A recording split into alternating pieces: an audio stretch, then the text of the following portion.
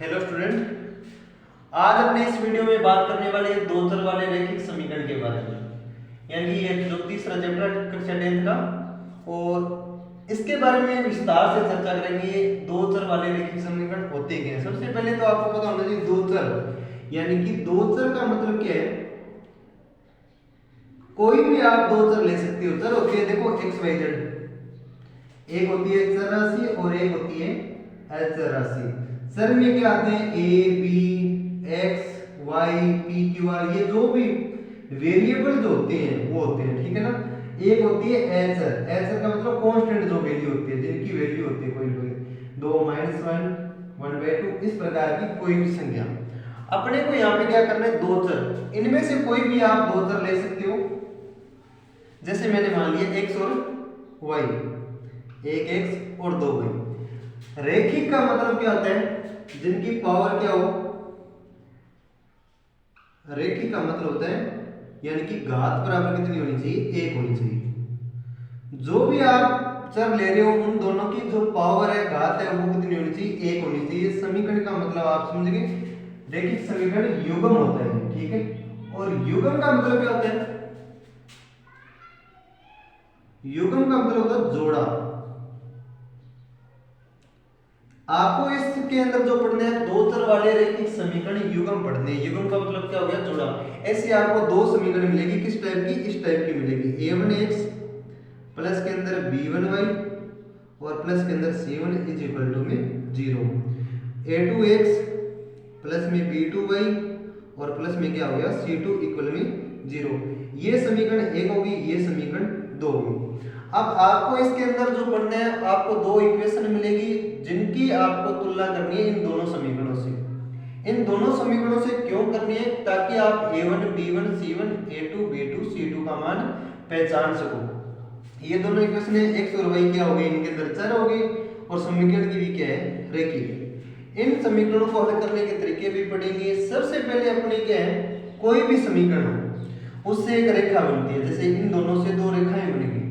अब दो रेखाएं किस प्रकार बनेंगी, उसके लिए एक विस्तार से सारणी पढ़ेंगे, और कौन सी कंडीशन में कितने हल होंगे और किस कंडीशन में कौन सी रेखाएं किस प्रकार प्रतीत होगी, ये भी अपने इसके अंदर विस्तार से चर्चा करेंगे। यानी कि यहाँ पे मैं एग्जांपल के तौर पर इन्हीं को ले रहा हूं। दो रैखिक समीकरण a1x प्लस के अंदर क्या होगी b1y और प्लस के अंदर क्या होगा c1 इज इक्वल टू 0। दूसरी क्या होगी a2x और प्लस में b2y और प्लस में क्या होगी c2 इक्वल में 0।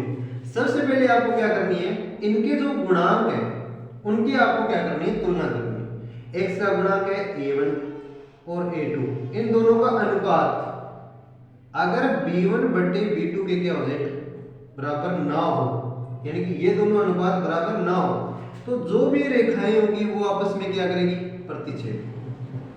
रेखाएं कौन सी होगी, प्रतिच्छेद। और प्रतिच्छेद रेखाएं हैं वो कितने बिंदुओं पर काटती हैं, एक ही तो बिंदु पर काटती हैं, तो उनके हल भी कितने होंगे, एक अद्वितीय हल होगा। यानी कि इस कंडीशन में कितने हल होंगे, एक ही हल होगा। दूसरी जो कंडीशन है वो क्या है, a1 बटा a2 अगर बराबर हो जाए किसके, b1 बटा b2 के, और ये चीज बराबर हो जाए किसके, c1 बटा c2 के, तो जो रेखाएं होगी वो कौन सी होगी, समपाती।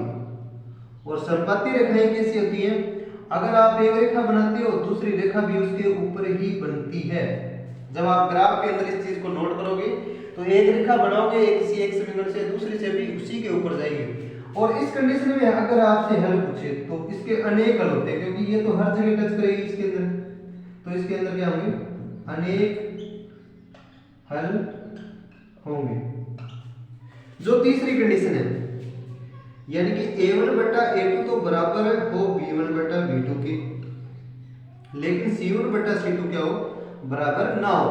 तो ऐसी कंडीशन में जब आप ग्राफ के अंदर रेखाएं बनाओगे, वो रेखाएं आपस में क्या होगी, समांतर होगी, समांतर होगी। और समांतर रेखा कौन सी होती है, यानी कि अगर एक रेखा इस प्रकार जा रही है तो दूसरी रेखा इसके पास पास से चलती रहेगी, यानी कि बीच का जो अंतर रहेगा ना वो क्या रहेगा, समान रहेगा। और ये रेखाएं अगर आप इनको किसी भी रूप में बढ़ाओ आगे या पीछे, तो तो ये कभी भी एक दूसरे को इंटरसेक्शन नहीं करेगी, मतलब काटेगी नहीं। जब ये काटेगी नहीं तो इनके हल होंगे कितनी, इनके हल होंगे नहीं, हल नहीं।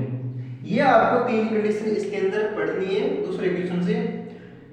आज अपने 3.1 का पहला क्वेश्चन करेंगे। ये कंडीशन आपको इसके अंदर याद रखनी चाहिए, क्योंकि इन्हीं कंडीशनों के अंदर आप क्वेश्चन को आगे हल करोगे। अब जब रेखाएं प्रतिच्छेद होगी और संपाती होगी, यानी कि कहने का मतलब जब हल होगा, जब हल होता है तो उनको माना जाता है संगत, और जब हल नहीं होता तो उसको क्या माना जाता है, असंगत। और इन्हीं के आधार पे आपको जो दो समीकरण मिलेंगे उनको हल करने हैं। तुलना करोगे, अगर हल हो तो ये आपको आगे हल करना है, वरना आपको नहीं करना है।